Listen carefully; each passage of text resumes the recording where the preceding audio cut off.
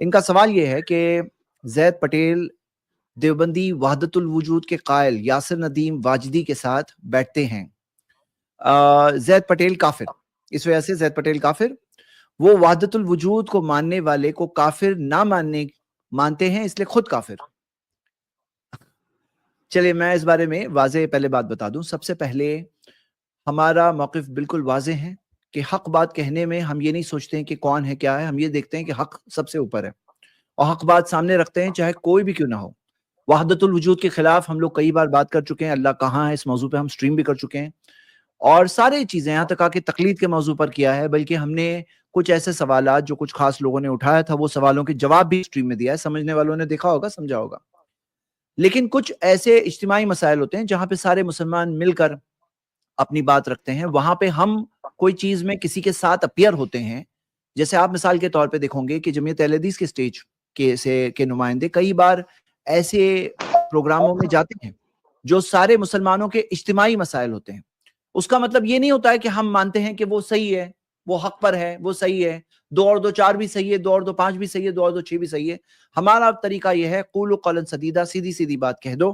یعنی کہ وہاں پہ بھی میں گیا تھا تو اہل حدیث کی حیثیت سے گیا تھا، بلکہ اعلانیہ طور پہ کہا گیا تھا کہ آپ اہل حدیث موقف کے ہیں، یعنی کہ واضح طور پر کہ اس چیز میں کوئی اتفاق نہیں کہ یہ بھی صحیح، یہ بھی صحیح، یہ بھی صحیح۔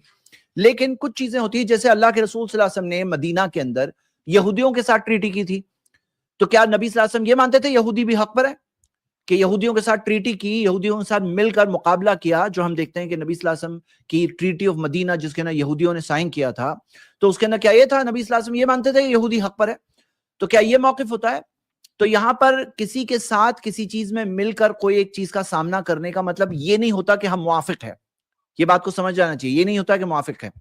لیکن ایک چیز یہاں یہ دکھ رہی ہے کہ خوارج کا جو طریقہ تھا کہ تکفیر کے اندر جو تکفیر کے جو شروط ہے، جو تکفیر کی جو احتیاط ہے، وہ احتیاط نہ رکھتے ہوئے یہ فلاں کافر، وہ فلاں کافر، کافر کافر ٹھٹ ٹھٹ ٹھٹ ٹھٹ۔ تو نبی صلی اللہ علیہ وسلم نے کہا کہ اگر کوئی شخص اپنے مسلمان بھائی سے کہے کہ اے کافر اور وہ نہیں ہے تو وہ چیز اسی پہ واپس آ جائے گی، تو یہ تو ڈرنے والی بات ہے۔ بلکہ آپ کو ہماری تکفیر کی سٹریم دیکھنا چاہیے جہاں پہ ہم دیوبندی نہیں، ہم بریلویوں کو بھی کافر کہنے سے روک رہے تھے، لوگوں کو کافر کہنے سے روک رہے تھے، کیونکہ قرآن و حدیث میں کچھ طریقہ ہے یا نہیں ہے، یا اپنی طرف سے کچھ بھی۔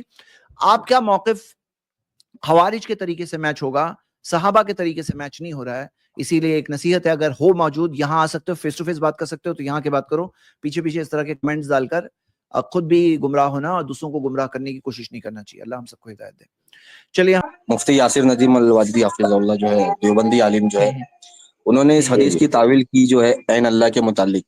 وہ کہہ رہے جب وہ لونڈی سے سوال کیا تو وہ یہ کہنا چاہ رہے تھے کہ اللہ کا مقام کتنا بلند ہے، اس کو یہ بتانا چاہ رہے تھے۔ اور آپ یہ چیز دیکھو گے کہ یہ لوگ جو تعویل کرتے ہیں نا، کہتے ہیں جیسا آپ نے کہا نا لا مکان، کوئی مکان نہیں اللہ کا، ٹھیک ہے۔ ایک مثال دی گئی ہے، علماء کرام نے دیا ہے، وہ کہتے ہیں کہ ایک مثال ایسی، جہمیوں کی مثال ایسی ہے کہ جیسے ایک پیڑ ہے، کوئی کہتا ہے کہ حماد بن زید رحمہ اللہ بڑے امام گزرے ہیں، ان کا قول ہے، وہ کہتے ہیں کوئی کہتا ہے کہ ایک پیڑ ہے، اس کا کوئی تنا نہیں ہے، سوری اس کے پتے نہیں ہیں، پھر وہ کہتا ہے کہ اس میں کھجور بھی نہیں ہے، پھر وہ کہتا ہے کہ اس کا تنا بھی نہیں ہے، تو آخر میں کیا بات نکلتی ہے؟ آخر میں بات نکلتی پیڑ ہی نہیں ہے۔ یہ بات کیا ہے کہ بولے اللہ تعالیٰ پہلے کہا ہر جگہ ہے، پھر بولے لا مکان، کوئی مکان نہیں، پھر اللہ تعالیٰ کی صفات کا انکار کر دیے۔ ہاں، اللہ تعالیٰ کی صفات جو اللہ تعالیٰ نے کہا کہ اللہ نے دو ہاتھ کا ذکر کیا ہے، کیسے؟ جیسے اللہ تعالیٰ کی تمام صفات جو اس کے شایان نشان ہے، تو اللہ کے ہاتھوں کا ذکر کہتے نہیں، ہاتھ نہیں ہے، اللہ کے وجہ کا ذکر ہے، بولے چہرہ نہیں ہے، ہر چیز لا مکان۔ اب کیا ہو گیا؟ اللہ تعالیٰ کو انہوں نے اتنا کم ایک سٹیٹس دے دیا، کہا کہ ابھی کیا معاملہ ہے؟ وہ کہتے ہیں کہ اب بس اتنا ہے کہ ایک طاقت ہے، ایک طاقت، پھر کوئی دن آ کر کوئی کہے گا کہ نہیں وہ طاقت بھی نہیں ہے، تو کیا ہو گیا؟ اللہ کے انکار کی طرف چلے گئے، ایتھیزم کی طرف چلے گئے۔ کہاں سے شروعات ہوئی؟ تعویل سے شروع ہوئی، کہاں پہ پہنچ گئی؟ انکار تک پہنچ گئی۔ جی آپ بتائیں، آپ جب پہلی مرتبہ یہ سنتے ہیں عین اللہ، آپ کے ذہن میں کیا آتا ہے کہ کیا سوال کیا گیا تھا؟ مقام کے بارے میں پوچھا گیا تھا، کہاں کے بارے میں پوچھا گیا تھا؟ جواب بھی جو دیا گیا، آپ کو کیا لگتا ہے کہ اس لونڈی نے مقام کے اعتبار سے جواب دیا تھا کہ اللہ کا مقام آسمانوں کے اوپر ہے؟ کسی بھی کلمے کو اس کے ظاہری معنی نہیں، کسی بھی کلمے کو اس کے ظاہری معنی سے ہٹانے کے لیے ہمارے پاس کوئی ثبوت ہونا چاہیے. یہ اصول ہے کلام کا کہ کوئی بھی کلام اس کے ظاہری معنی پر محمول کیا جائے گا جب تک کہ اس ظاہری معنی پر محمول کرنے سے ہم کو کوئی معنی، کوئی رکاوٹ نہ ہو. تو عین اللہ بہت واضح الفاظ ہیں، اللہ کہاں ہیں. اس کو یہ کہنا کہ اس سے اللہ کا مقام و مرتبہ پوچھا جا رہا تھا، ایک ایسے معنی سے تعویل کرنا ہے جس کی دور دور تک کوئی گنجائش نہیں موجود ہے. خاص طور پہ جب جواب میں بھی یہ بات سمجھ میں آ رہی ہے کہ اللہ تعالیٰ ہی کے بارے میں پوچھا گیا تھا کہ اللہ تعالیٰ کہاں ہے، اور اس خاتون نے بھی کہا کہ اللہ تعالیٰ آسمانوں کے اوپر ہے. اور پھر جو اس لونڈی کا جواب تھا وہ جواب عین قرآن کے مطابق ہے. قرآن مجید بھی بار بار کہہ رہا ہے اللہ رب العالمین عرش پر مستوی ہے.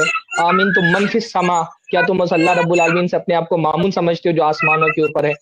قرآن مجید میں بار بار اللہ تعالیٰ کو جو ہے نا وہ کہا گیا. انسان کی فطرت کے موافق ہے کہ انسان کی فطرت یہ سمجھتی ہے کہ وہ آسمانوں کے اوپر ہے. تو وہ سوال اللہ کے نبی کا، پھر لونڈی کا جواب، قرآن کی آیتیں، اللہ کے نبی صلی اللہ علیہ وسلم کی دوسری حدیثیں، انسان کی فطرت، عقل، ساری چیزیں یہ بتا رہی کہ اللہ تعالیٰ رب العالمین اوپر ہے. تو اتنا سب کچھ ہونے کے باوجود بھی اگر کوئی نہیں مان رہا ہے، محض اپنے مسلک کو صحیح ثابت کرنے کے لیے اتنی صحیح حدیثوں کی تعویل کر رہا ہے، تو ہمارے پاس اس کا جواب اور کچھ نہیں کہ یہ گمراہی کا راستہ ہے.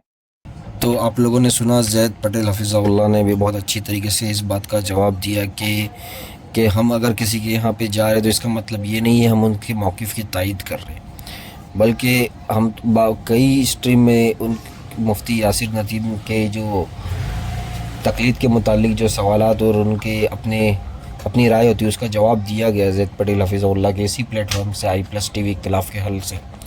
تو یہ کہنا کہ زید پٹیل حفظہ اللہ جو ہے وہ بھی ان کی سوچ والے ہو گئے اور ان کے اوپر تکفیر کا فتویٰ لگا دینا، ان کی تکفیر کرنا، یہ کوئی اہل حدیث کا کام نہیں ہو سکتا، کوئی سلفی کا کام نہیں ہو سکتا، بلکہ یہ سلفیوں کے اندر جو چھپے ہوئے جو نیم خوارج جو ذہنیت والے ہیں نا، ان لوگوں کا کام ہے یہ.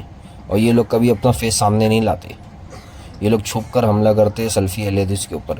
کوئی سلفی کا کام ہو سکتا ہے یہ تکفیر کرنا؟ نہیں، کوئی سلفی نہیں کر سکتا یہ کام.